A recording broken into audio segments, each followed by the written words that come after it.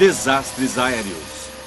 Esta é uma história real baseada nas gravações da cabine do piloto e em relatos de testemunhas.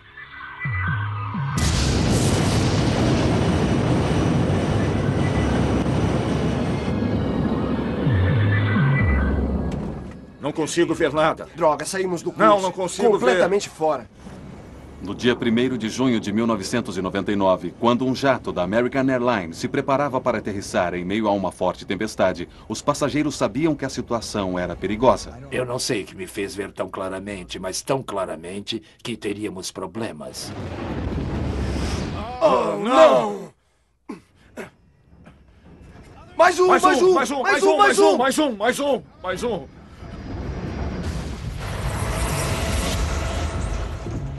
Eu gritava, saiam do avião! Corram! Saiam do avião! Não sei onde estamos, mas há uma estrada que dá a volta no aeroporto. Temos muitas pessoas feridas. Este filme conta a história de um desastre trágico e evitável.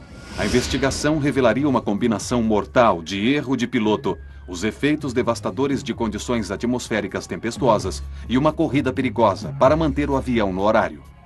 Revelaria também evidências perturbadoras de uma indústria imperfeita sob vários aspectos e que pode matar novamente a qualquer momento. American Airlines.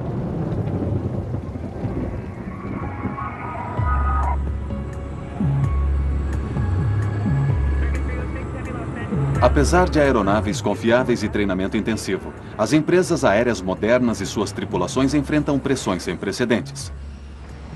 A intensa competição industrial exige que todo o sistema, desde os planejadores de voo aos pilotos, seja eficiente e pontual. As pressões que isso pode trazer representaram um papel vital na perda do voo 1420. Para uma grande operadora como a American Airlines, as pressões começam com a tarefa complexa de programar sua extensa frota. Dispatchers direcionam os aviões ao redor do mundo em uma dança cuidadosamente coreografada. A tensão em manter essa eficiência afeta o sistema inteiro.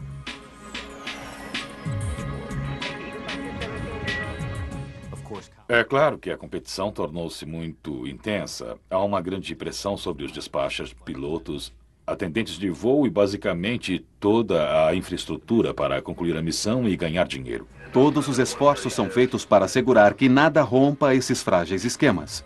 Entretanto, há uma variável que nenhuma empresa aérea pode controlar: o tempo. Os estados do sul dos Estados Unidos são especialmente propensos a condições atmosféricas rigorosas, onde tempestades não apenas provocam atrasos, mas trazem perigos extremos a jatos comerciais. Atrasos, problemas de horário e tempestades violentas, tudo conspiraria para transformar um voo rotineiro em uma terrível corrida contra o tempo. Aeroporto Dallas-Fort Worth. No dia 1º de junho de 99, o voo 1420 da American Airlines estava atrasado. O movimento da tempestade. Tudo está se deslocando para o sudeste, portanto, é isso mesmo. Temos uma noite tempestuosa a caminho. Centro de Operações da American Airlines. O atraso do voo 1420 pressiona os pilotos mesmo antes da decolagem. A responsabilidade de manter um horário apertado pode recair sobre a tripulação do voo. Despache, por favor. Isso, é Michael Urgel. A tripulação tem rígidos limites legais durante suas horas de trabalho. O primeiro oficial alerta ao dispatcher que eles correm o risco de se atrasar. Horário programado para 11h16. O voo terá de decolar dentro de 1 hora ou será cancelado. E os pilotos também tomam conhecimento de uma outra pressão provocada pelo tempo, que piora perto de seu local de destino. Os pilotos tinham um comunicado sobre o tempo que receberam antes de partirem de Dallas-Fort Worth, que lhes dava a previsão, os alertas às condições atmosféricas. O dispatcher e o capitão, preparando-se para o voo, examinaram as informações sobre o tempo e acharam que poderiam chegar a Little Rock antes do impacto das tempestades. Os 139 passageiros só queriam chegar em casa.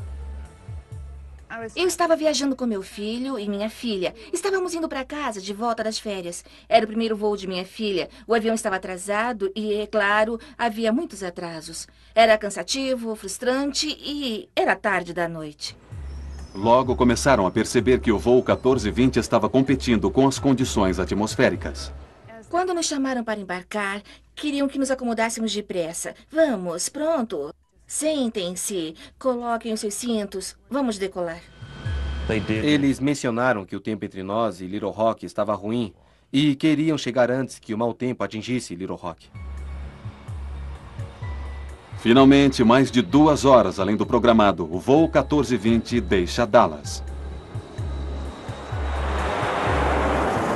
A tripulação desconhecia que as tempestades já estavam se movendo em direção a Little Rock. 40 minutos depois, o 1420 está a 160 quilômetros de seu destino.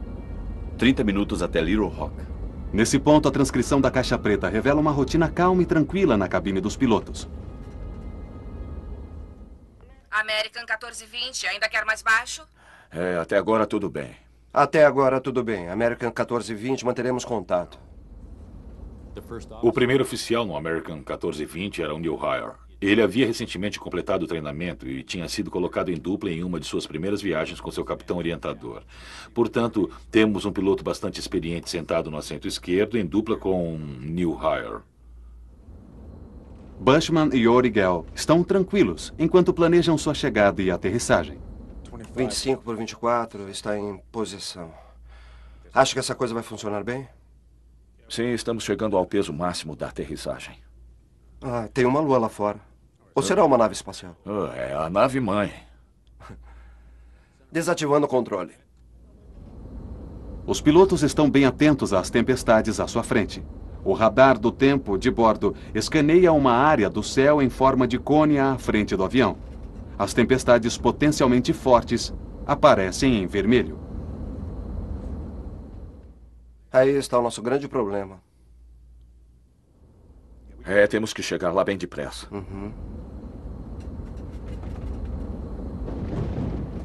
Não gosto disso. É relâmpago. É mesmo. O dispatcher da American Airlines emitiu uma atualização sobre a forma e a formação das tempestades.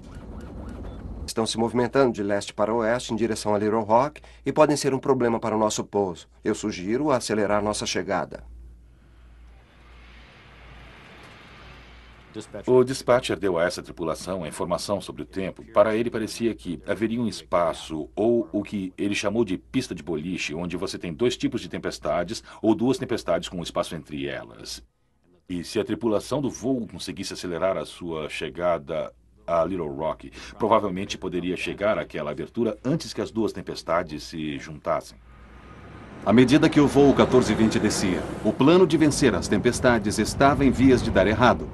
Os pilotos não tinham conhecimento de que as paredes da pista de boliche estavam se fechando.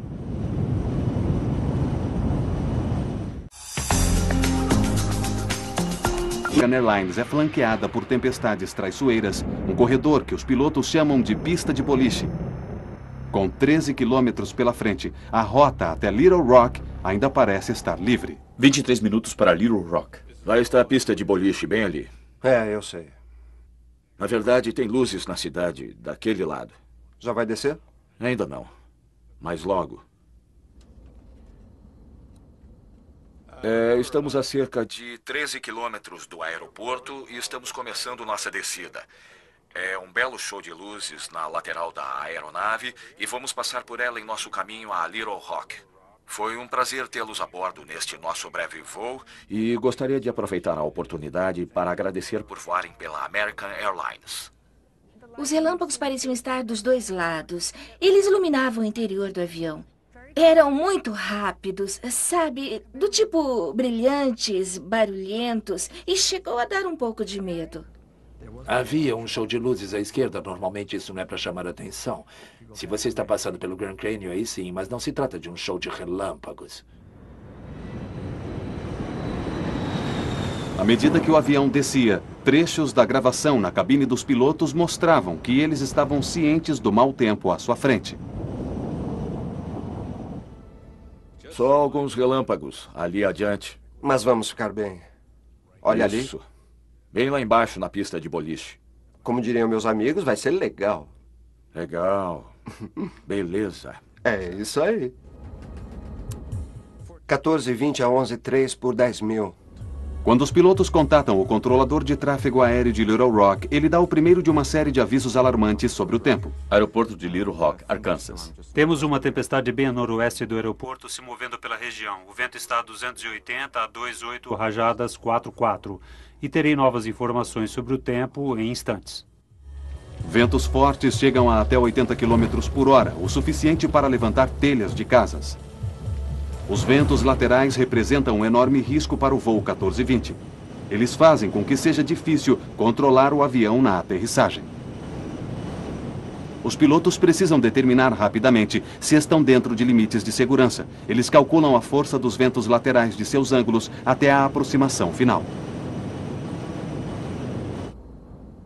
Tudo bem, então isso é 280 a 44. É, ventos a 44. Tudo bem, próximo ao limite. Mas está a 40 graus fora. Quer dizer, você não está fora do limite por causa do ângulo, mas está bem perto.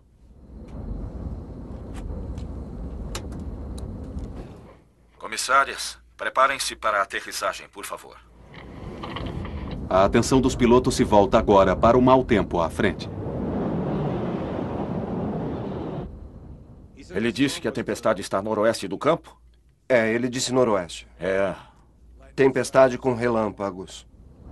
Mas a tarefa de rastrear as tempestades que se movem fica mais difícil pela ausência de radares sofisticados em Little Rock. American 1420, seu equipamento é muito melhor do que o meu aqui. Como está a 22F? O que foi isso? Conseguimos ver o aeroporto, mas com bastante dificuldade.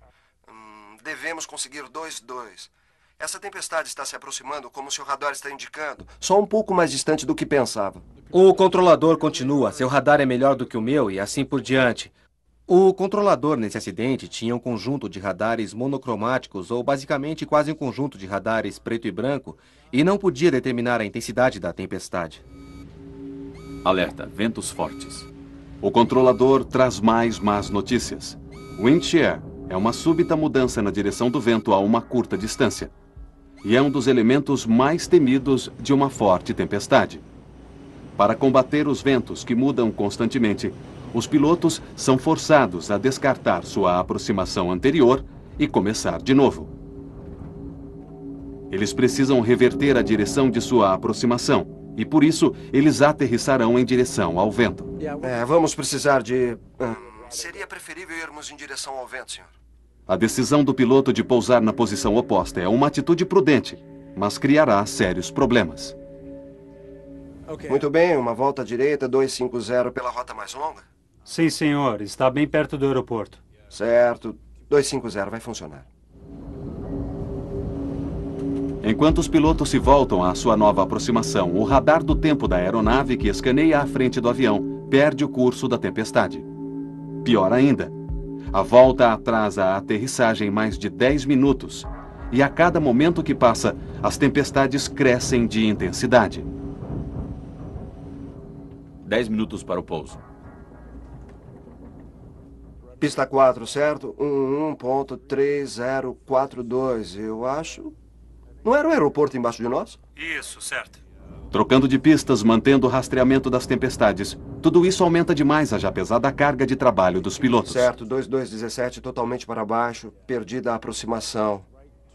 Volta à direita a 4.000. Vamos ver, você tem um aeroporto Eu bem... não tenho um aeroporto. Estou dizendo que você tem o ILS. O ILS eu tenho. Pilotos fazem jus ao que ganham quando voam sob más condições. Quando o tempo piora, assim de repente, a carga de trabalho começa a aumentar, porque é preciso avaliar as nuvens baixas, chuva, relâmpagos, tempestades, vento. Todos esses elementos começam a bombardeá-los à medida que se aproximam das imediações do aeroporto. American 1420, parece que a segunda parte da tempestade está se movimentando. O vento agora é de 340 a 16, soprando a 34. Com a tempestade piorando, os pilotos precisam chegar ao aeroporto o mais rápido possível. Quer aceitar a aproximação mais curta? É, mas só se você conseguir ver a pista, porque eu mal consigo vê-la. Olha, está bem ali. Tudo bem. Viu? Apenas aponte para mim na direção certa, então eu começo a diminuir. Me dê os flaps 11. As transcrições agora revelam crescente confusão na cabine de voo, à medida que o capitão faz o máximo para determinar a posição do aeroporto. Então, percebeu alguma coisa? Viu o aeroporto ali? Onde? Ali, tá vendo? Você tá no ponto certo para isso. Tá bem ali. Eu estou no ponto certo? É como uma curva descendente. Estamos indo e lá está, bem ali. Eu perdi ela. Não tenho como manter no visual. Os pilotos agora precisam abandonar sua aproximação visual direta e solicitar ajuda aos sistemas de instrumentos de aterrissagem de Little Rock. Mas isso atrasa ainda mais a aterrissagem. American 1420, aproximação. Certo, American 1420. Há uma nuvem entre nós e o aeroporto e nós perdemos o campo. Estamos em um vetor...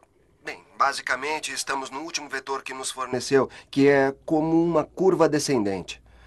American 1420, se voar em direção a 220, eu levo você para o ILS. Essas imagens de noticiários mostram a tempestade na noite do acidente. Nas pistas, a chuva forte compromete ainda mais a visibilidade.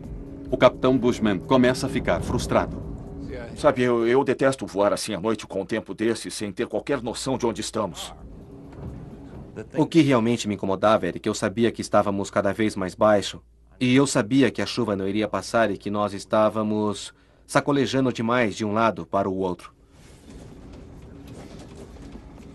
Veja, estamos indo bem para o meio dessa coisa. Certo. American 1420 se aproximando. Eu sei que está fazendo o melhor que pode, senhor, mas estamos chegando muito perto dessa tempestade. E é preciso manter o controle.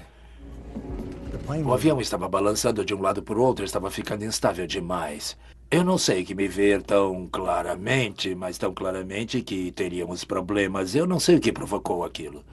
Quando o voo 1420 se alinha para a aproximação final, eles estão indo direto para o centro de uma tempestade. A situação do voo 1420 está para ficar ainda pior.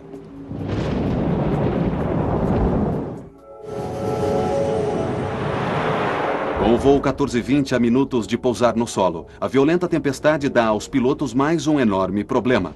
Chuva ofuscante e nuvens espessas encobrem o campo de pouso. A visibilidade da pista, conhecida como RVR, está apenas um pouco acima do limite regulamentado de 800 metros. Nós vamos direto para isso. American 1420, neste momento temos chuva pesada sobre o aeroporto. Não tenho informações sobre o tempo, mas a visibilidade é inferior a 1.600 metros e na pista 4 direita o RVR é 1.000 metros. A visibilidade está abaixo de 1.000 metros. Os pilotos não têm certeza de que seja seguro aterrissar. 1.000 metros? Confirmo 1.000, American 1420. Na 4 direita, correto? Correto, American 1420. Pista 4 direita, livre para pouso. Podemos aterrissar? 030 a 45, American 1420. 1.000 RVR. Não podemos aterrissar assim. Não 1.000, hein? O que precisamos? Não, 800 RVR. Tudo bem, é isso. É, isso mesmo. Certo. 15. Trem de pouso baixado. E luzes.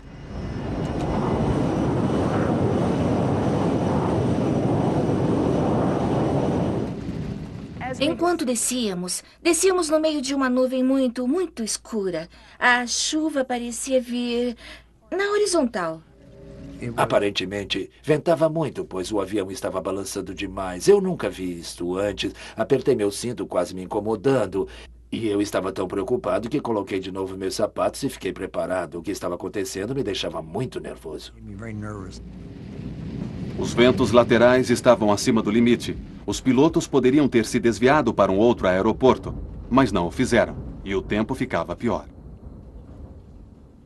Alerta de wind shear. Vento centro do campo 350 a 32 rajadas 45. Vento limite norte 310 a 29. Vento limite nordeste 320 a 32. Os solavancos pareciam estar muito mais fortes do que antes. Você podia dizer que a trovoada estava perto demais do avião. Eu achava que se eles estivessem tentando aterrissar com aquele tempo, nós íamos nos arrebentar. Flaps 28. Mais 20. E então, a visibilidade caiu dramaticamente abaixo do limite. American 1420, pista 4, direita, RVR está agora a 550. Droga! Os pilotos estão confusos. Sob pressão, eles começam a cometer erros. Não vejo nada. Procurando 460. Está ali. Não conseguia ver nada. O vento jogava o avião violentamente. O vento lateral era tanto que fiquei com medo que fôssemos aterrissar sobre uma asa. Parecia que íamos cair de pico. A coisa estava feia demais. Quer flaps 40? Claro, eu já pedi. Eu sabia que pelo jeito que ele estava pilotando o avião e pelo barulho dos motores, ele estava tentando se alinhar com a pista e não conseguia vê-la. Eu não conseguia vê-la, mas eu podia dizer que estava perto e eu continuava pensando, onde está a pista? 330 metros. 20. 40, 40 terra. Isso está muito difícil. Olha, o vento está a 330 a 28. Eu vou permanecer acima um pouco. Tá vendo a pista à sua direita, capitão? Não. Eu vejo a pista. Está bem Eu no vi. curso. Eu vi, Mantenha. agora eu vi. A maioria das pessoas no avião se segurava bem firme, só olhando para frente, imóveis. Eu pensei no pior, verdade. Achei que não conseguiríamos pousar.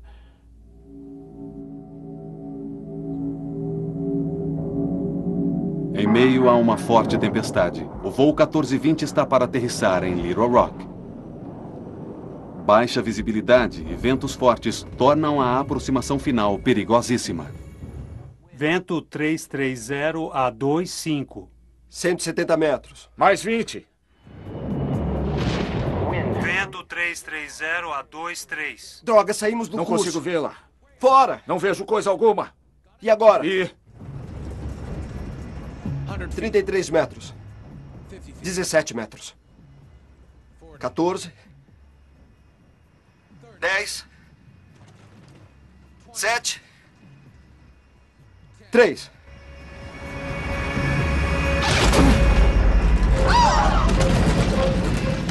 Atingimos a pista muito forte e não diminuímos. No chão! Patinando! Oh, não! Ainda estávamos indo muito, muito rápido e naquele momento pensei, estamos mortos.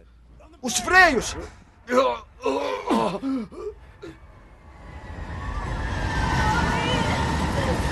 Foi um caos. Aterrorizante. Literalmente aterrorizante. Outro freio! Outro! Outro!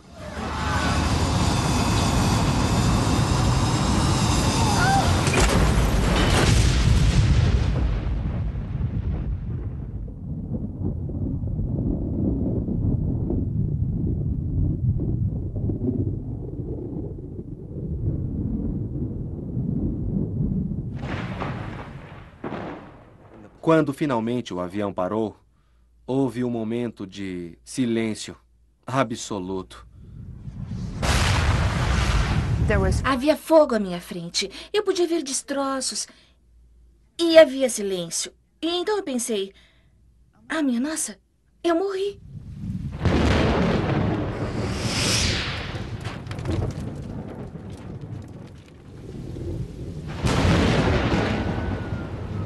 Naqueles minutos, eu ouvi um grito fraco. E senti que ficava cada vez mais alto, como se fosse um megafone. E me dei conta, era minha filha. E eu fiquei, como que... Bom, certo, temos que sair daqui. Sabe, temos que fazer alguma coisa. Os passageiros fizeram de tudo para sair antes que o fogo tomasse conta da cabine. Eu tive o omoplata quebrado, o ombro deslocado e costelas trincadas e todo tipo de coisa, mas eu não senti nada. Eu só queria sair. Eu não iria morrer dentro daquela coisa. Devo ter saído daquele avião em 20 segundos. Foi como guerra. Vai, vai, vai. Eu gritava, saiam do avião, corram, saiam do avião, corram, corram, corram.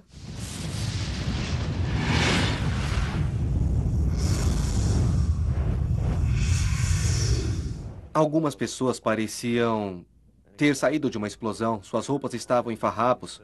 Eu vi um homem pedindo ajuda pelo celular. Não sei onde estamos, mas há uma estrada que dá a volta no aeroporto. Temos muitas pessoas feridas.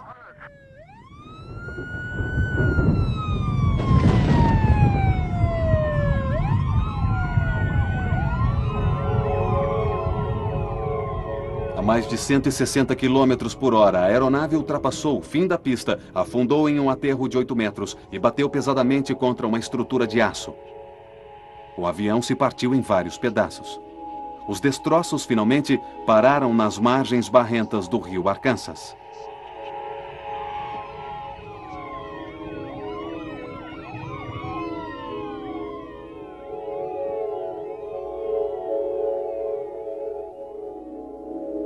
10 passageiros morreram no acidente. O capitão Bushman morreu instantaneamente quando sua cabine arrebentou contra a estrutura de aço. Foi uma vergonha eu não ter feito mais para salvar as pessoas. Esse é o meu pior pesadelo.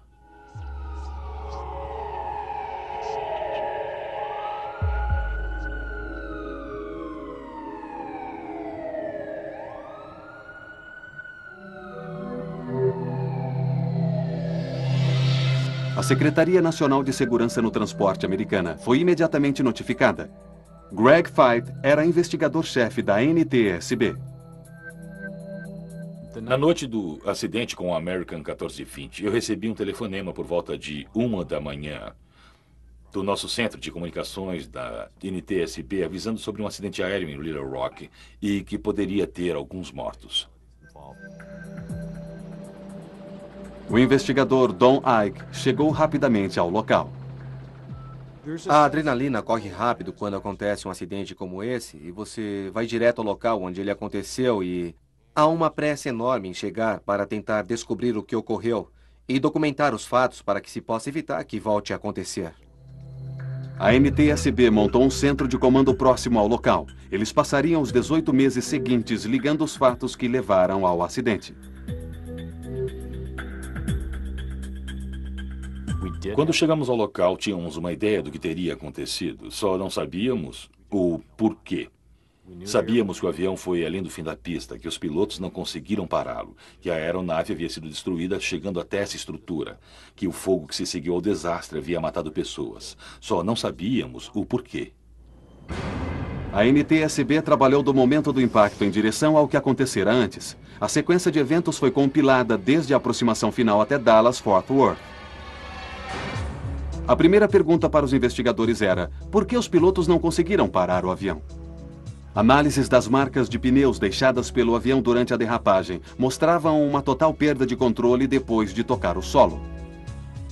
Quando você olha para a largura daquelas marcas de pneus, você vê que o avião não estava indo reto, mas na verdade estava deslizando para os lados. Você tem essa máquina que pesa 70, 80 mil quilos com 100 ou mais pessoas dentro dela e que está deslizando descontroladamente para fora da pista. Alguma coisa deu errado na aterrissagem e os investigadores queriam saber por quê. Eles interrogaram os sobreviventes do voo 1420 que forneceriam pistas extremamente valiosas. O que aconteceria se chegasse? Os investigadores da NTSB precisavam descobrir por que o voo 1420 havia deslizado descontroladamente para fora da pista. Eles decidiram entrevistar os passageiros sobreviventes, muitos deles moradores de Little Rock. Os depoimentos levariam a investigação em direção ao mais importante sistema mecânico usado para reduzir a velocidade de um avião depois da aterrissagem. Estávamos realmente interessados nos passageiros que estavam sentados próximos às asas e que poderiam olhar pela janela e nos dizer se haviam visto os spoilers abertos. Spoilers são grandes flaps que se abrem na aterrissagem, literalmente pilhando a corrente de ar sobre as asas. Isso é necessário para que o avião pare. Nenhum dos passageiros viu os spoilers estendidos. A NTSB comparou seus testemunhos com as informações que constavam das caixas pretas do avião. A caixa preta que monitora os sistemas a bordo durante o voo confirmou que os spoilers não tinham se estendido. As implicações eram catastróficas. Aquela aeronave não tinha qualquer possibilidade de parar a tempo. Os freios! Patinando! Oh, não!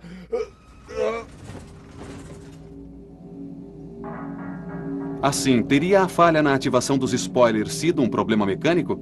Ou a confusão da aproximação final teria sido um erro do piloto?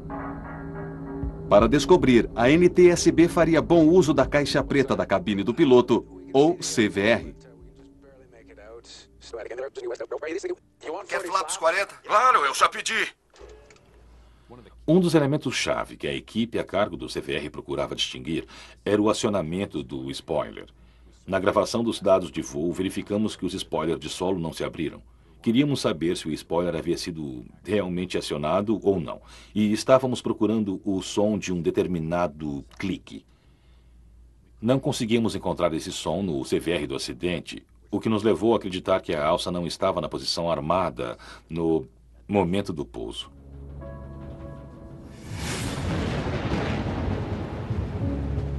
Extremamente ocupado na cabine, o piloto esqueceu de armar os spoilers. Se tivessem sido armados, a aeronave MD-80 teria ultrapassado a pista, mas teria parado antes de atingir a estrutura.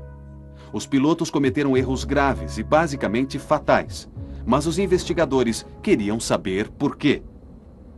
Eles suspeitavam que pressões anteriores ao voo haviam levado a tais erros. Eles voltaram sua atenção para as condições climáticas.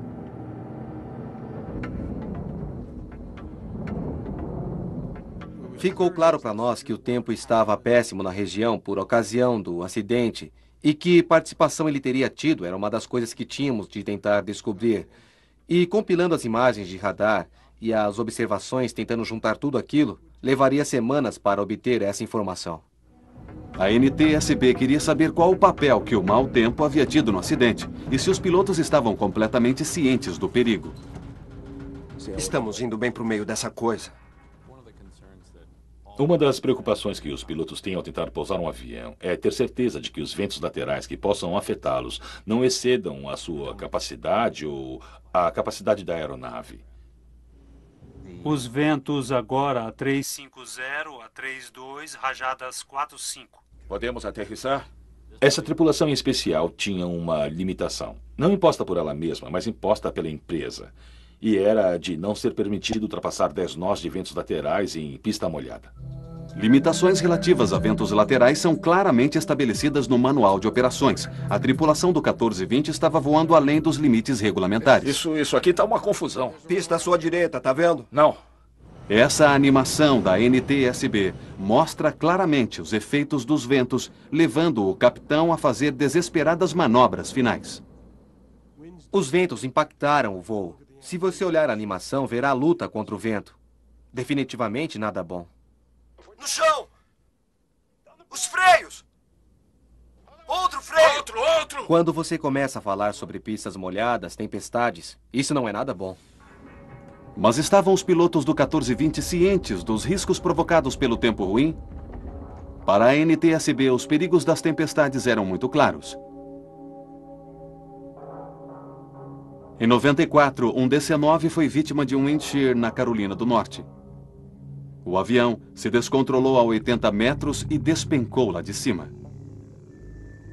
Um Delta TriStar se chocou contra o solo depois de voar em meio ao mais violento tipo de wind shear que criou uma enorme corrente de ar descendente. Assim, a tripulação do 1420 deveria ter abortado a aproximação? Lá está a pista, olhe. São duas pistas. Eu sei. Veja, estamos perdendo. Não vejo como podemos manter a visibilidade. Essa animação da NTSB sobre as condições atmosféricas cobre a rota da aeronave com imagens da tempestade do radar. Bushman e Uri Gehl aterrissaram em meio a relâmpagos, chuva torrencial, granizo e ventos de 80 km por hora. Com base nas informações que tínhamos do radar de tempo, a tripulação do voo 1420 deve ter visto a maior parte daquela tempestade. Eles devem ter visto o bordo de ataque se tornando verde e rapidamente mudando para amarelo e então para vermelho vivo. Não vejo nada. Procurando 460. À medida que se aproximavam de Little Rock, eles começaram a ver o mau tempo, não apenas em seu radar, mas pelas suas janelas, os relâmpagos. E uma das principais afirmações que esse capitão fez e que basicamente resume o voo todo foi a seguinte: eu detesto voar assim à noite com um tempo desse, sem ter qualquer noção de onde estamos. Detesto voar assim à noite sem saber onde estou. E essa afirmação foi essencial. Foi naquele momento que um capitão experiente com 10.000 horas deveria ter abandonado a aproximação para Little Rock e ter ido para um aeroporto alternativo, ou ter voltado para Dallas.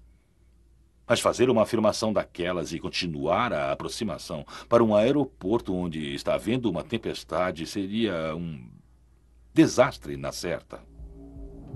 Mas os pilotos não foram os únicos a ser fortemente criticados. À medida que a investigação avançava, a política de voo da American Airlines ficaria sob fogo cerrado e um amplo escândalo industrial estava prestes a ser exposto. Durante meses depois do acidente do voo 1420, a NTSB mergulhou mais fundo nas circunstâncias que cercavam o acidente em Little Rock. A pergunta era: quem seria o responsável? A American Airlines estava relutante em admitir que seus pilotos haviam conscientemente voado em direção a uma perigosa tempestade. Inicialmente, eles tentaram pôr a culpa no controlador de Little Rock. A American propôs ação legal contra as autoridades responsáveis pelos controladores do aeroporto. Os advogados da American alegavam que a tripulação do voo 1420 não recebera todas as informações sobre as condições atmosféricas em curso. American 1420, seu equipamento é muito melhor do que o meu aqui. O que eu tenho é 22F. Mas após entrevistar o controlador em Little Rock, os investigadores não se convenceram. É extremamente improvável que a tripulação não estivesse suficientemente informada sobre as condições do tempo e a sua gravidade. Não apenas durante o percurso, mas, claro, durante o andamento da aterrissagem em Little Rock. O foco se voltou para os pilotos. Advogados representando os passageiros estavam determinados a fazer com que a American Airlines assumisse a responsabilidade pelo acidente. Quer dizer, trata-se de dinheiro de uma certa forma. Porque você quer fazer com que eles paguem. Porque eu vi as cartas que eles escreveram respondendo ao meu advogado, minimizando o que tínhamos passado, minimizando as queimaduras da minha filha, os cortes, os efeitos psicológicos que isso provocou em meu filho de 15 anos, em minha filha e em mim. E estavam simplesmente minimizando tudo. E então temos que buscar justiça. René Salmons e muitos outros sobreviventes assistiram às audiências públicas da NTSB que ocorreram em Little Rock 8 meses depois do acidente. Com o capitão morto, o copiloto foi o primeiro a testemunhar. À medida que saíamos da pista, eu podia ver as luzes da pista se aproximando. Eu não conseguia ver nada à nossa frente. Tudo o que eu pensei foi que o trem de pouso podia se arrebentar e que continuaríamos deslizando. Precisa dar certo. Aí eu senti o impacto. Eu acompanhei tudo o que pude. Pode apostar. Eu queria saber o que tinha acontecido. Fui a todas as audiências da NTSB. Senti-me ultrajada. Eu fiquei louca.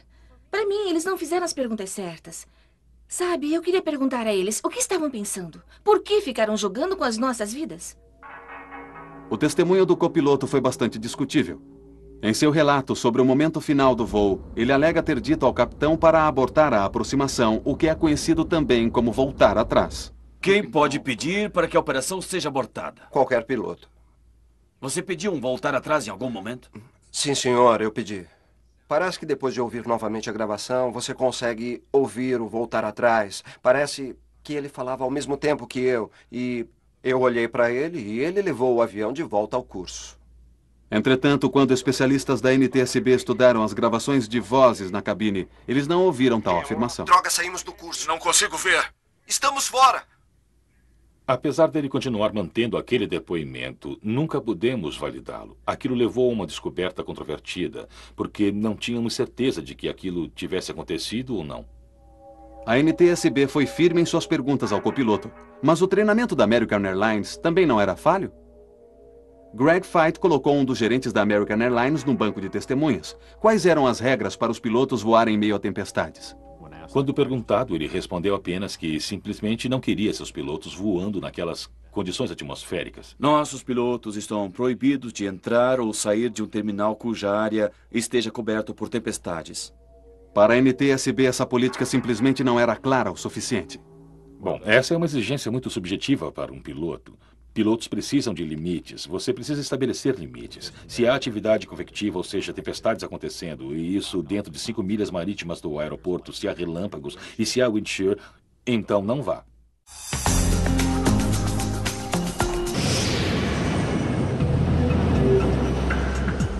Quanto mais investigava, mais a NTSB descobria que voar sob tempestades era algo alarmantemente comum. Evidências extraordinárias dadas nas audiências revelaram que o problema era de toda a indústria. Especialistas do MIT passaram semanas gravando as rotas dos aviões aterrissando em Dallas-Fort Worth. Eles esperavam pelas tempestades e observavam como os pilotos reagiam. Sua animação marca em gráfico os aviões chegando para aterrissar com imagens de tempestades no radar. Qualquer coisa amarela ou laranja é uma tempestade potencialmente forte. Dos 2.000 encontros com tempestades, 2 de cada 3 pilotos voaram em meio à tempestade e aterrissaram sua aeronave. Fiquei muito surpreso com o depoimento na audiência pública. Considerando que eles voam com os melhores equipamentos, possuem o melhor treinamento e têm à sua disposição as melhores informações e continuam tomando decisões que colocam em risco a vida das pessoas, eu fico surpreso que eles tenham tentado fazer uma coisa daquelas. Os pilotos sabem que se entramos em uma tempestade, podemos não sair dessa tempestade. E se conseguirmos sair, pode acontecer de não sairmos inteiros. Por que tantos pilotos voam rumo ao perigo? Pesquisadores do MIT descobriram que os pilotos eram mais descuidados quando estavam atrasados, se era noite e se o avião à sua frente também voava sob mau tempo. No caso de Little Rock, 2 daqueles 3 elementos estavam presentes. Era noite e eles estavam atrasados.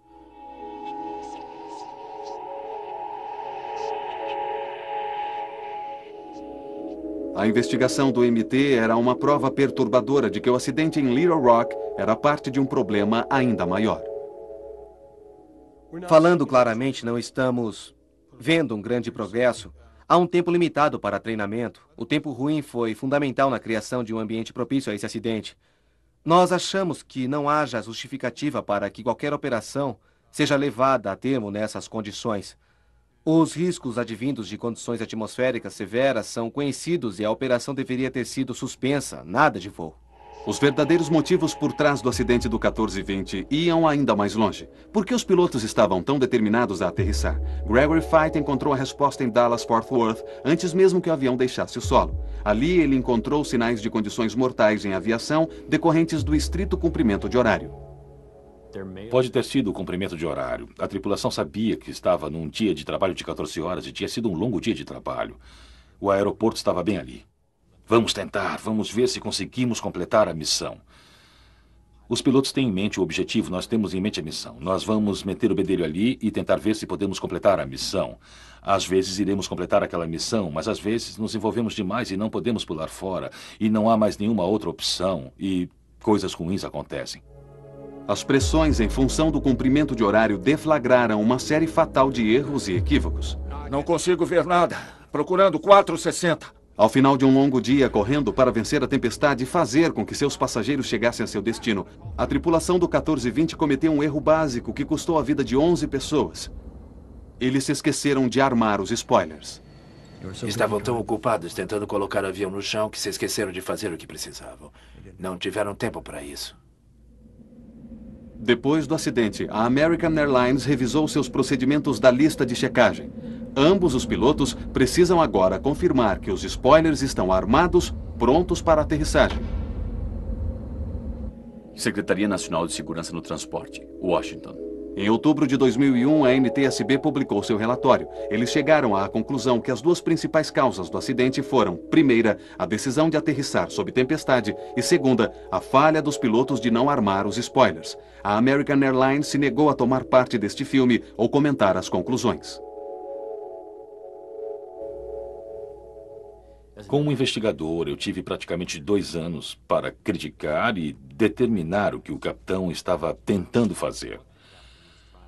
Aquele capitão em especial teve segundos para tomar decisões baseadas nas informações que estava recebendo. E não é justo que um investigador de acidentes como eu comece a apontar os culpados. Eu não estava lá. Eu os culpo, mas não estou furiosa com eles pessoalmente. Eu não gasto o meu tempo com raiva deles. Não conseguiram nada, só canseira.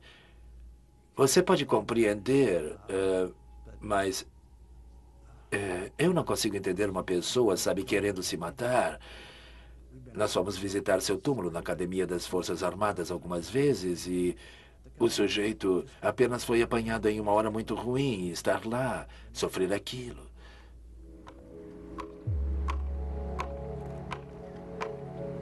Um ano após o acidente, os sobreviventes do voo 1420 se reuniram no local para lembrar aqueles que morreram. Para os passageiros que sobreviveram, os efeitos do acidente são duradouros e profundos. Nós, como família, trabalhamos muito e durante muito tempo para superarmos isso. Conversamos bastante. Muitos relacionamentos terminaram. Você descobre quem são os seus verdadeiros amigos. Eu não consegui esquecer o que aconteceu com as pessoas no avião. A vida é uma coisa preciosa e, sem dúvida alguma, estamos aqui por um breve espaço de tempo e, de repente, sua vida parece ter a duração de apenas 1,5 segundos. Me perguntam se eu estou bem. Eu não estou bem. Não, nunca estarei bem. Que negócio é esse de estar bem? Somos diferentes. Eu lido com isso. A vida é assim mesmo. O dia seguinte aconteceu. Quando Adam e eu estávamos no hospital, e Samantha, Adam e eu nos levantamos e olhamos pela janela e mal podíamos acreditar que a vida continuava. Não dava para acreditar, ver os carros passando, ver um dia ensolarado e ver que a vida continuava, porque para nós a vida havia parado.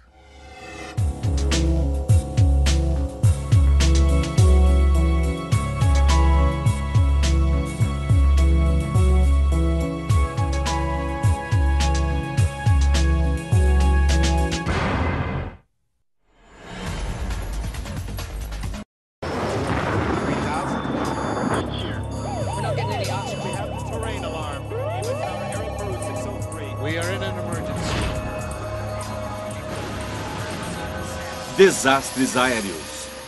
Esta é uma história real baseada nas gravações da cabine do piloto e em relatos de testemunhas.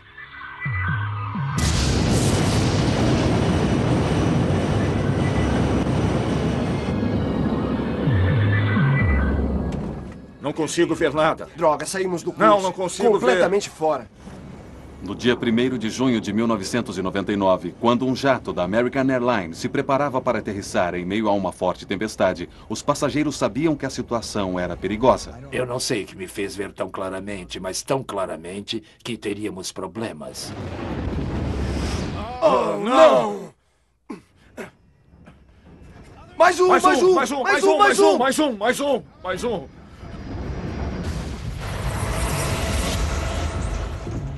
Eu gritava, saiam do avião, corram, saiam do avião. Não sei onde estamos, mas há uma estrada que dá a volta no aeroporto. Temos muitas pessoas feridas. Este filme conta a história de um desastre trágico e evitável. A investigação revelaria uma combinação mortal de erro de piloto, os efeitos devastadores de condições atmosféricas tempestuosas e uma corrida perigosa para manter o avião no horário. Revelaria também evidências perturbadoras de uma indústria imperfeita sob vários aspectos e que pode matar novamente a qualquer momento. American Airlines.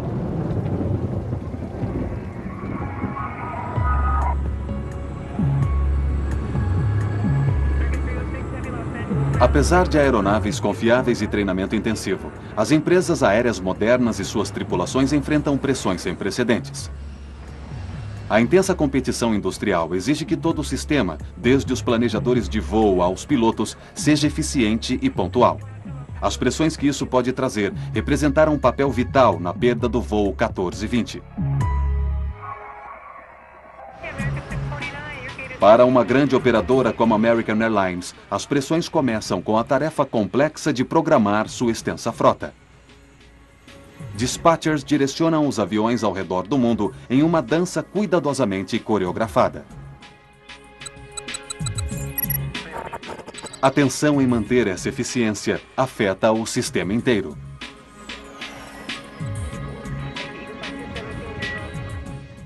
É claro que a competição tornou-se muito intensa. Há uma grande pressão sobre os dispatchers, pilotos, atendentes de voo e basicamente toda a infraestrutura para concluir a missão e ganhar dinheiro. Todos os esforços são feitos para assegurar que nada rompa esses frágeis esquemas.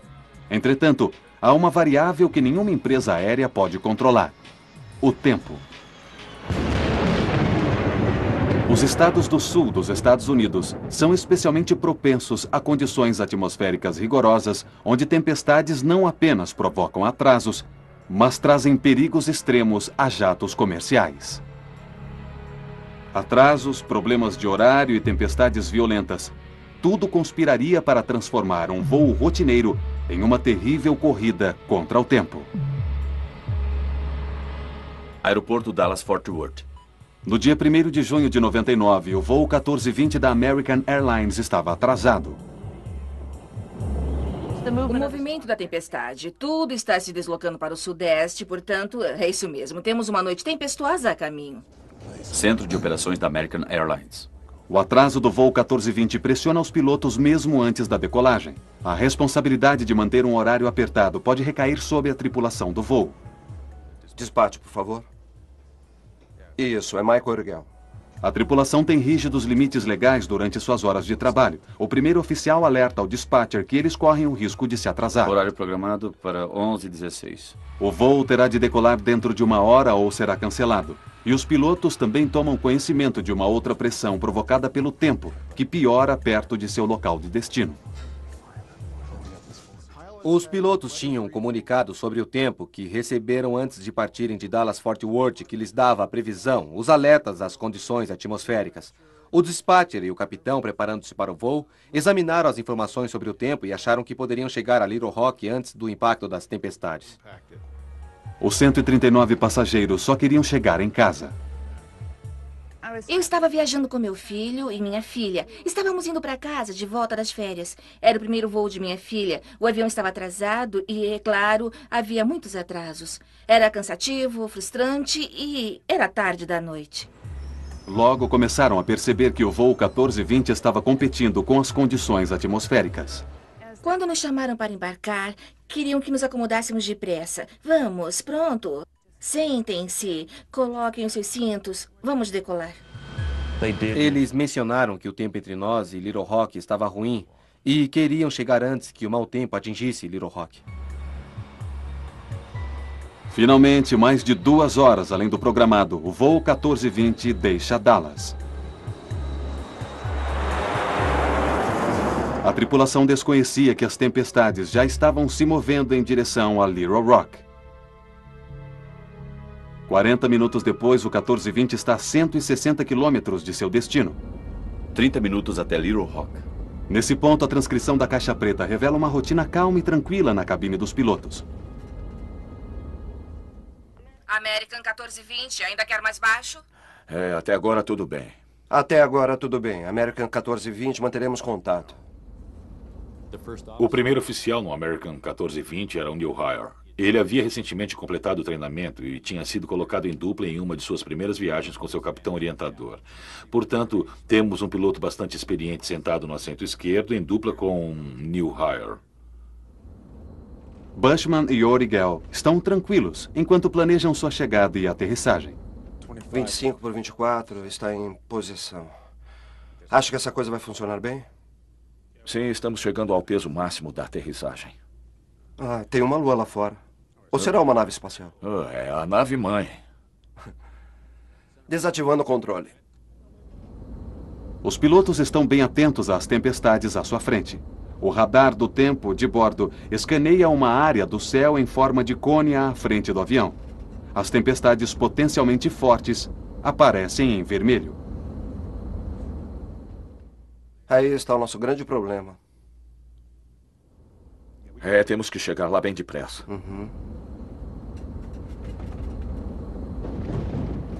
Não gosto disso. É relâmpago. É mesmo. O dispatcher da American Airlines emitiu uma atualização sobre a forma e a formação das tempestades. Estão se movimentando de leste para oeste em direção a Little Rock e podem ser um problema para o nosso pouso. Eu sugiro acelerar nossa chegada. O dispatcher deu a essa tripulação a informação sobre o tempo. Para ele, parecia que haveria um espaço, ou o que ele chamou de pista de boliche, onde você tem 2 tipos de tempestades, ou 2 tempestades com um espaço entre elas. E se a tripulação do voo conseguisse... Tempestade na noite do acidente. Nas pistas, a chuva forte compromete ainda mais a visibilidade. O capitão Bushman começa a ficar frustrado. Sabe, eu detesto voar assim à noite com um tempo desse, sem ter qualquer noção de onde estamos. O que realmente me incomodava era que eu sabia que estávamos cada vez mais baixo. E eu sabia que a chuva não iria passar e que nós estávamos sacolejando demais de um lado para o outro. Veja, estamos indo bem para o meio dessa coisa. Certo. American 1420 se aproximando. Eu sei que está fazendo o melhor que pode, senhor, mas estamos chegando muito perto dessa tempestade. E é preciso manter o controle. O avião estava balançando de um lado para o outro, estava ficando instável demais. Eu não sei que me ver tão claramente, mas tão claramente que teríamos problemas. Eu não sei o que provocou aquilo. Quando o voo 1420 se alinha para a aproximação final, eles estão indo direto para o centro de uma tempestade. A situação do voo 1420 está para ficar ainda pior.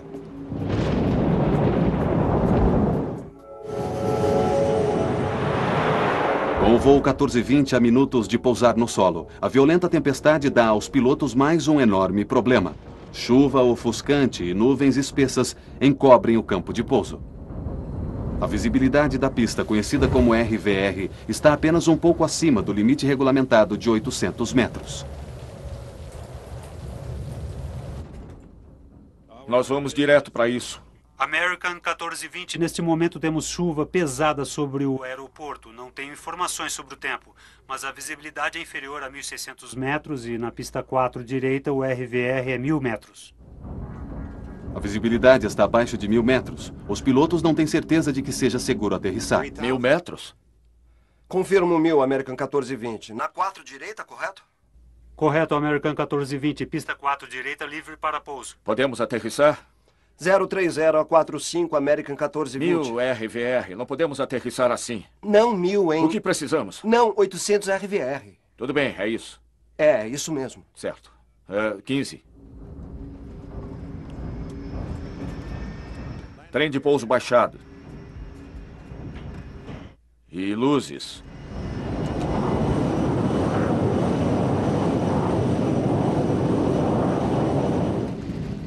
Enquanto descíamos no meio de uma nuvem muito escura. A chuva parecia vir na horizontal. Aparentemente, ventava muito, pois o avião estava balançando demais. Eu nunca vi isto antes. Apertei meu cinto, quase me incomodando. E eu estava tão preocupado que coloquei de novo meus sapatos e fiquei preparado. O que estava acontecendo me deixava muito nervoso. Os ventos laterais estavam acima do limite. Os pilotos poderiam ter se desviado para um outro aeroporto, mas não o fizeram. E o tempo ficava pior. Alerta de wind shear. Vento centro do campo 350 a 32 rajadas 45. Vento limite norte 310 a 29. Vento limite nordeste 320 a 32.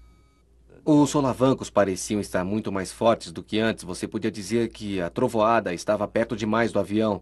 Eu achava que se eles estivessem tentando aterrissar com aquele tempo, nós íamos nos arrebentar.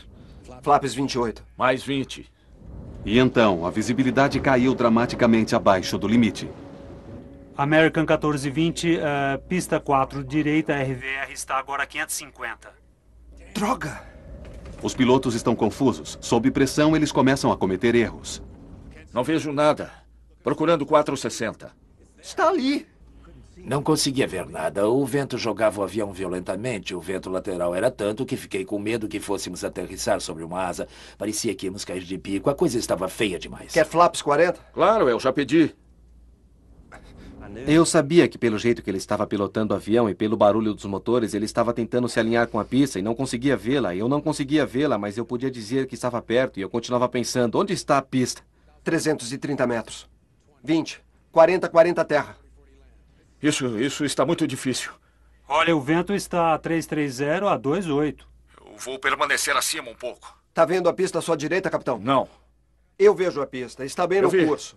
Mantenha. Eu vi, agora eu vi. A maioria das pessoas no avião se segurava bem firme, só olhando para frente, imóveis.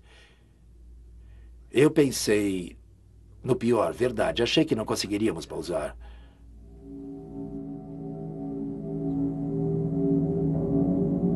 Em meio a uma forte tempestade, o voo 1420 está para aterrissar em Little Rock. baixa visibilidade e ventos fortes tornam a aproximação final perigosíssima. Vento 330 a 25. 170 metros. Mais 20. Vento 330 a 23. Droga, saímos do Não curso. consigo vê-la. Fora! Não vejo coisa alguma. E agora? E 33 metros. 17 metros. 14. 10. 7. 3.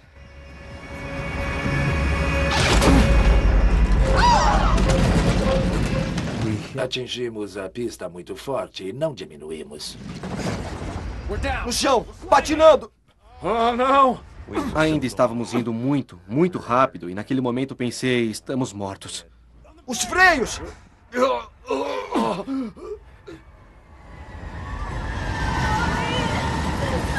Foi um caos. Aterrorizante. Literalmente aterrorizante. Outro freio! Outro! Outro!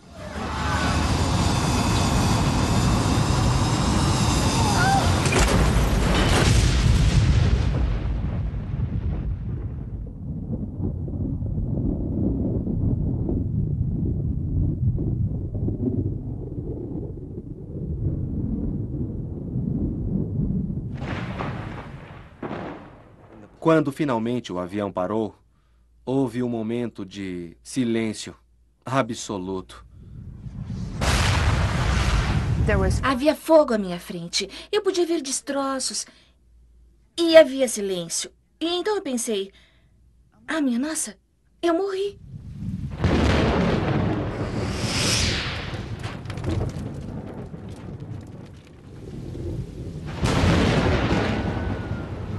Naqueles minutos, eu ouvi um grito fraco. E senti que ficava cada vez mais alto, como se fosse um megafone. E me dei conta, era minha filha. E eu fiquei como que... Bom, certo, temos que sair daqui. Sabe, temos que fazer alguma coisa. Os passageiros fizeram de tudo para sair antes que o fogo tomasse conta da cabine. Eu tive o omoplata quebrado, o ombro deslocado e costelas trincadas e todo tipo de coisa, mas eu não senti nada. Eu só queria sair. Eu não iria morrer dentro daquela coisa. Devo ter saído daquele avião em 20 segundos. Foi como guerra. Vai, vai, vai. Eu gritava, saiam do avião. Corram, saiam do avião. Corram, corram, corram.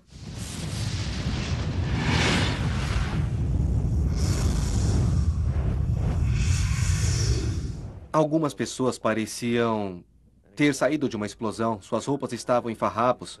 Eu vi um homem pedindo ajuda pelo celular. Não sei onde estamos, mas há uma estrada que dá a volta no aeroporto. Temos muitas pessoas feridas.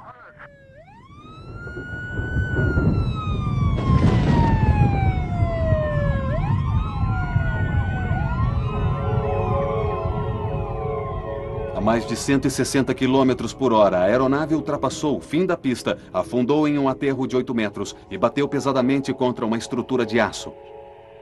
O avião se partiu em vários pedaços. Os destroços finalmente pararam nas margens barrentas do rio Arkansas.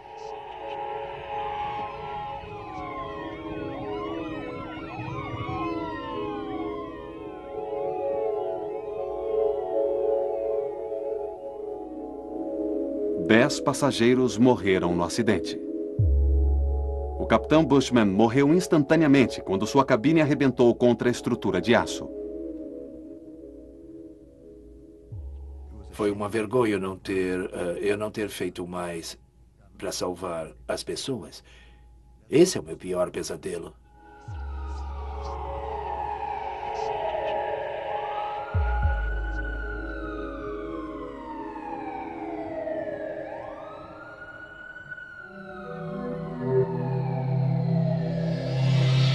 A Secretaria Nacional de Segurança no Transporte americana foi imediatamente notificada. Greg Feith era investigador-chefe da NTSB. Na noite do acidente com o American 1420, eu recebi um telefonema por volta de 1 da manhã do nosso centro de comunicações da NTSB avisando sobre um acidente aéreo em Little Rock e que poderia ter alguns mortos. O investigador Don Ike chegou rapidamente ao local. A adrenalina corre rápido quando acontece um acidente como esse e você vai direto ao local onde ele aconteceu e há uma pressa enorme em chegar para tentar descobrir o que ocorreu e documentar os fatos para que se possa evitar que volte a acontecer. A NTSB montou um centro de comando próximo ao local. Eles passariam os 18 meses seguintes ligando os fatos que levaram ao acidente. Quando chegamos ao local, tínhamos uma ideia do que teria acontecido. Só não sabíamos o porquê.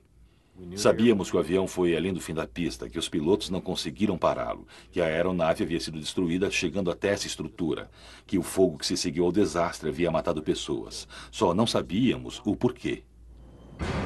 A NTSB trabalhou do momento do impacto em direção ao que acontecera antes. A sequência de eventos foi compilada desde a aproximação final até Dallas-Fort Worth.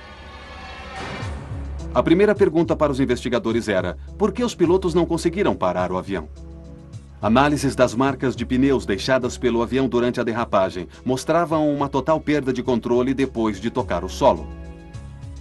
Quando você olha para a largura daquelas marcas de pneus, você vê que o avião não estava indo reto, mas na verdade estava deslizando para os lados. Você tem essa máquina que pesa 70, 80 mil quilos com 100 ou mais pessoas dentro dela e que está deslizando descontroladamente para fora da pista.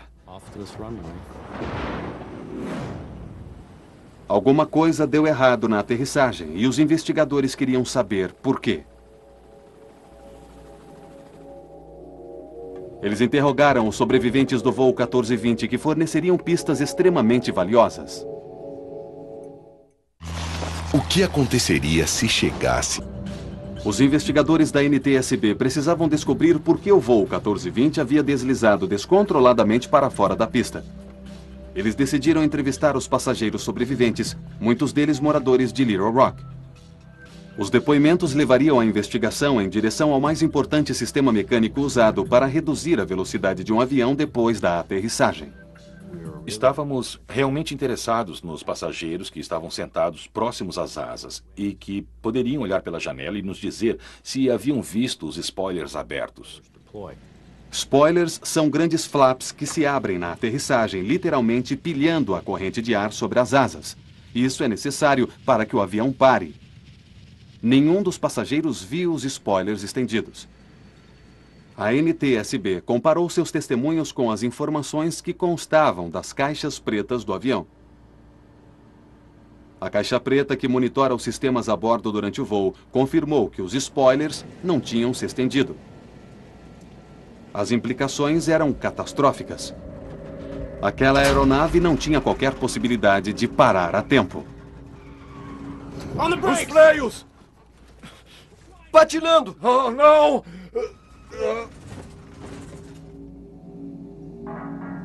Assim, teria a falha na ativação dos spoilers sido um problema mecânico? Ou a confusão da aproximação final teria sido um erro do piloto? Para descobrir, a NTSB faria bom uso da caixa preta da cabine do piloto, ou CVR. Quer flaps 40? Claro, eu já pedi. Um dos elementos-chave que a equipe a cargo do CVR procurava distinguir era o acionamento do spoiler. Na gravação dos dados de voo, verificamos que os spoilers de solo não se abriram.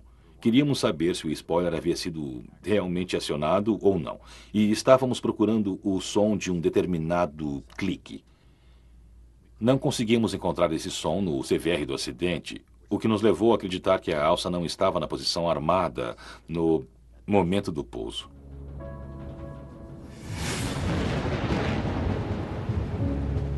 Extremamente ocupado na cabine, o piloto esqueceu de armar os spoilers. Se tivessem sido armados, a aeronave MD-80 teria ultrapassado a pista, mas teria parado antes de atingir a estrutura. Os pilotos cometeram erros graves e basicamente fatais, mas os investigadores queriam saber por quê. Eles suspeitavam que pressões anteriores ao voo haviam levado a tais erros. Eles voltaram sua atenção para as condições climáticas.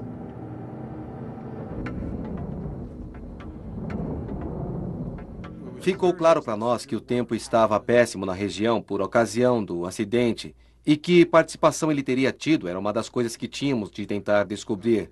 E compilando as imagens de radar e as observações, tentando juntar tudo aquilo, levaria semanas para obter essa informação. A NTSB queria saber qual o papel que o mau tempo havia tido no acidente e se os pilotos estavam completamente cientes do perigo. Estamos indo bem para o meio dessa coisa. Uma das preocupações que os pilotos têm ao tentar pousar um avião é ter certeza de que os ventos laterais que possam afetá-los não excedam a sua capacidade ou a capacidade da aeronave. Os ventos agora a 350, a 32, rajadas 45. Podemos aterrissar? Essa tripulação em especial tinha uma limitação. Não imposta por ela mesma, mas imposta pela empresa. E era de não ser permitido ultrapassar 10 nós de ventos laterais em pista molhada. Limitações relativas a ventos laterais são claramente estabelecidas no manual de operações. A tripulação do 1420 estava voando além dos limites regulamentares. Isso aqui tá uma confusão. Pista à sua direita, tá vendo? Não. Essa animação da NTSB mostra claramente os efeitos dos ventos, levando o capitão a fazer desesperadas manobras finais. Os ventos impactaram o voo. Se você olhar a animação, verá a luta contra o vento. Definitivamente nada bom. No chão! Os freios! Outro freio! Outro! Quando você começa a falar sobre pistas molhadas, tempestades, isso não é nada bom. Mas estavam os pilotos do 1420 cientes dos riscos provocados pelo tempo ruim? Para a NTSB, os perigos das tempestades eram muito claros. Em 94, um DC-9 foi vítima de um wind shear na Carolina do Norte. O avião se descontrolou a 80 metros e despencou lá de cima. Um Delta TriStar se chocou contra o solo depois de voar em meio ao mais violento tipo de wind shear que criou uma enorme corrente de ar descendente. Assim, a tripulação do 1420 deveria ter abortado a aproximação? Lá está a pista, olhe. São 2 pistas. É, eu sei. Veja, estamos perdendo. Não vejo como podemos manter a visibilidade. Essa animação da NTSB sobre as condições atmosféricas cobre a rota da aeronave com imagens da tempestade do radar. Bushman e Urigel aterrissaram em meio a relâmpagos, chuva torrencial, granizo e ventos de 80 km por hora. Com base nas informações que tínhamos do radar de tempo, a tripulação do voo 1420 deve ter visto a maior parte daquela tempestade. Eles devem ter visto o bordo de ataque se tornando verde e rapidamente mudando para amarelo e então para vermelho vivo. Não vejo nada. Procurando 460. À medida que se aproximavam de Little Rock, eles começaram a ver o mau tempo, não apenas em seu radar, mas pelas suas janelas, os relâmpagos. E uma das principais afirmações que esse capitão fez, e que basicamente resume o voo todo, foi a seguinte: eu detesto voar assim à noite com um tempo desse, sem ter qualquer noção de onde estamos. Detesto voar assim à noite sem saber onde estou. E essa afirmação foi essencial. Foi naquele momento que um capitão experiente com 10.000 horas deveria ter abandonado a aproximação para Little Rock e ter ido para um aeroporto alternativo, ou ter voltado para Dallas. Mas fazer uma afirmação daquelas e continuar a aproximação para um aeroporto onde está havendo uma tempestade seria um desastre na certa. Mas os pilotos não foram os únicos a ser fortemente criticados. À medida que a investigação avançava, a política de voo da American Airlines ficaria sob fogo cerrado e um amplo escândalo industrial estava prestes a ser exposto. Durante meses depois do acidente do voo 1420, a NTSB mergulhou mais fundo nas circunstâncias que cercavam o acidente em Little Rock. A pergunta era: quem seria o responsável? A American Airlines estava relutante em admitir que seus pilotos haviam conscientemente voado em direção a uma perigosa tempestade. Inicialmente, eles tentaram pôr a culpa no controlador de Little Rock. A American propôs ação legal contra as autoridades responsáveis pelos controladores do aeroporto. Os advogados da American alegavam que a tripulação do voo 1420 não recebera todas as informações sobre as condições atmosféricas em curso. American 1420, seu equipamento é muito melhor do que o meu aqui. O que eu tenho é 22F. Mas após entrevistar o controlador em Little Rock, os investigadores não se convenceram. É extremamente improvável que a tripulação não estivesse suficientemente informada sobre as condições do tempo e a sua gravidade. Não apenas durante o percurso, mas, claro, durante o andamento da aterrissagem em Little Rock. O foco se voltou para os pilotos. Advogados representando os passageiros estavam determinados a fazer com que a American Airlines assumisse a responsabilidade pelo acidente. Quer dizer, trata-se de dinheiro de uma certa forma. Porque você quer fazer com que eles paguem. Porque eu vi as cartas que eles escreveram respondendo ao meu advogado, minimizando o que tínhamos passado, minimizando as queimaduras da minha filha, os cortes, os efeitos psicológicos que isso provocou em meu filho de 15 anos, em minha filha e em mim. E estavam simplesmente minimizando tudo. E então temos que buscar justiça. René Salmons e muitos outros sobreviventes assistiram às audiências públicas da NTSB que ocorreram em Little Rock 8 meses depois do acidente. Com o capitão morto, o copiloto foi o primeiro a testemunhar. À medida que saíamos da pista, eu podia ver as luzes da pista se aproximando. Eu não conseguia ver nada à nossa frente. Tudo o que eu pensei foi que o trem de pouso podia se arrebentar e que continuaríamos deslizando. Precisa dar certo. Aí eu senti o impacto. Eu acompanhei tudo o que pude. Pode apostar. Eu queria saber o que tinha acontecido. Fui a todas as audiências da NTSB. Senti-me ultrajada. Eu fiquei louca. Para mim, eles não fizeram as perguntas certas. Sabe, eu queria perguntar a eles o que estavam pensando. Por que ficaram jogando com as nossas vidas? O testemunho do copiloto foi bastante discutível. Em seu relato sobre o momento final do voo, ele alega ter dito ao capitão para abortar a aproximação, o que é conhecido também como voltar atrás. Quem pode pedir para que a operação seja abortada? Qualquer piloto. Você pediu um voltar atrás em algum momento? Sim, senhor, eu pedi. Parece que depois de ouvir novamente a gravação, você consegue ouvir o voltar atrás. Parece que ele falava ao mesmo tempo que eu. E eu olhei para ele e ele levou o avião de volta ao curso. Entretanto, quando especialistas da NTSB estudaram as gravações de vozes na cabine, eles não ouviram tal afirmação. Droga, saímos do curso. Não consigo ver. Estamos fora.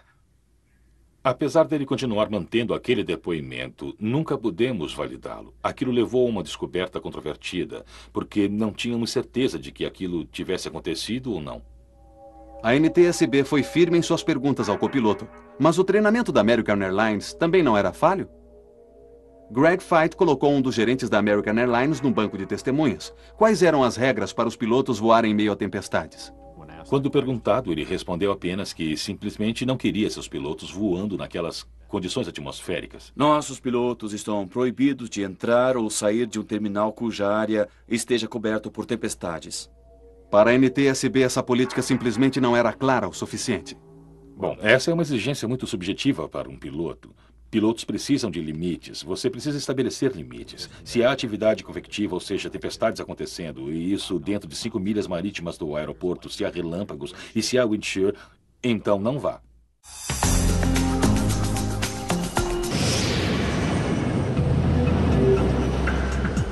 Quanto mais investigava, mais a NTSB descobria que voar sob tempestades era algo alarmantemente comum.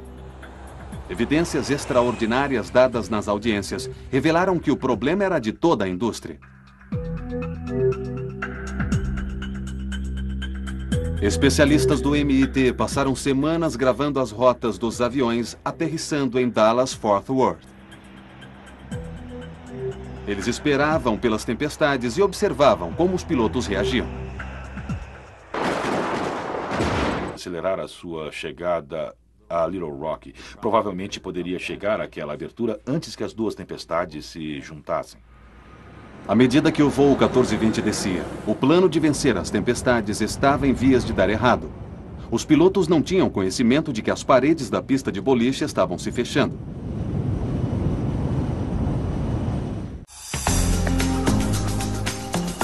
A American Airlines é flanqueada por tempestades traiçoeiras, um corredor que os pilotos chamam de pista de boliche. Com 13 quilômetros pela frente, a rota até Little Rock ainda parece estar livre. 23 minutos para Little Rock. Lá está a pista de boliche, bem ali. É, eu sei. Na verdade, tem luzes na cidade, daquele lado. Já vai descer? Ainda não. Mas logo. Estamos a cerca de... De 13 quilômetros do aeroporto e estamos começando nossa descida. É um belo show de luzes na lateral da aeronave e vamos passar por ela em nosso caminho a Little Rock. Foi um prazer tê-los a bordo neste nosso breve voo E gostaria de aproveitar a oportunidade para agradecer por voarem pela American Airlines. Os relâmpagos pareciam estar dos dois lados. Eles iluminavam o interior do avião. Eram muito rápidos, sabe? Do tipo brilhantes, barulhentos, e chegou a dar um pouco de medo. Havia um show de luzes à esquerda. Normalmente isso não é para chamar atenção. Se você está passando pelo Grand Canyon, aí sim, mas não se trata de um show de relâmpagos. À medida que o avião descia, trechos da gravação na cabine dos pilotos mostravam que eles estavam cientes do mau tempo à sua frente. só alguns relâmpagos ali adiante. Mas vamos ficar bem. Olha Isso. ali. Bem lá embaixo na pista de boliche. Como diriam meus amigos, vai ser legal. Legal. Beleza. É isso aí. 14,20 a 11,3 por 10 mil. Quando os pilotos contatam o controlador de tráfego aéreo de Little Rock, ele dá o primeiro de uma série de avisos alarmantes sobre o tempo. Aeroporto de Little Rock, Arkansas. Temos uma tempestade bem a noroeste do aeroporto se movendo pela região. O vento está a 280 a 28 rajadas 44. E terei novas informações sobre o tempo em instantes. Ventos fortes chegam a até 80 km por hora, o suficiente para levantar telhas de casas. Os ventos laterais representam um enorme risco para o voo 1420. Eles fazem com que seja difícil controlar o avião na aterrissagem. Os pilotos precisam determinar rapidamente se estão dentro de limites de segurança. Eles calculam a força dos ventos laterais de seus ângulos até a aproximação final. Tudo bem, então isso é 280 a 44. É, ventos a 44. Tudo bem, próximo ao limite. Mas está a 40 graus fora. Quer dizer, você não está fora do limite por causa do ângulo, mas está bem perto.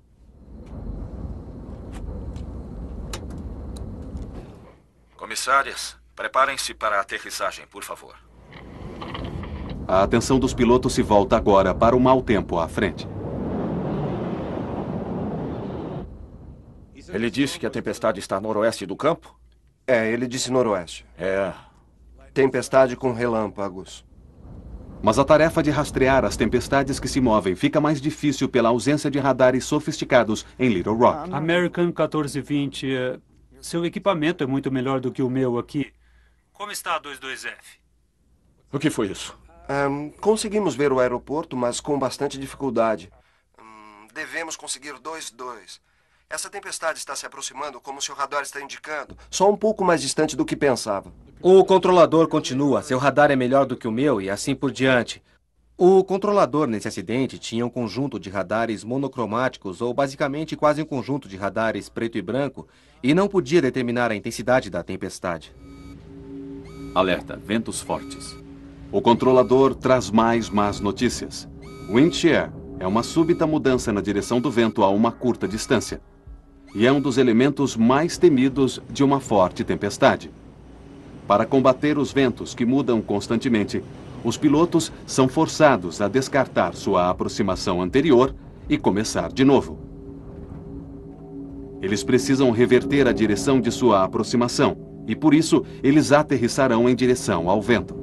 Vamos precisar de... Seria preferível irmos em direção ao vento, senhor. A decisão do piloto de pousar na posição oposta é uma atitude prudente, mas criará sérios problemas. Muito bem, uma volta à direita, 250 pela rota mais longa?